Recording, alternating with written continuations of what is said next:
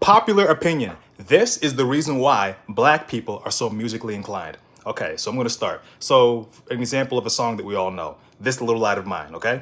This little light of mine, I'm gonna let it shine. Now, I know there's a lot of people out there who can sing that song a lot better than me. That's not the point, okay? But think about that.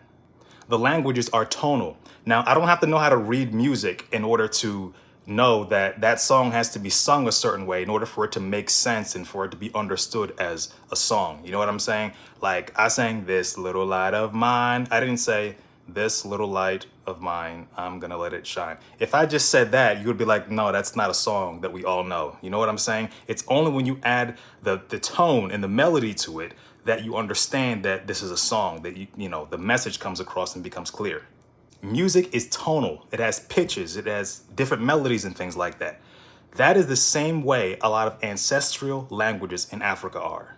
So I'm gonna give you a good example from the Igbo language in Nigeria, okay? So that name is Chinaza.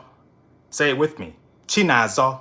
You have to almost sing it with a tone. You have to say it in that certain way in order for it to make sense. If someone were to see that word written out and were to say it in a language that's not very tonal, like English, they might have said Chinazor or Chinazor or something like that, but it's Chinaza. You have to sing it, almost sing it. And here's a clip from one of my storytelling series to demonstrate this. She has hopes, dreams, and is figuring this thing called life out. Jasmine's mom is black and her dad is Nigerian.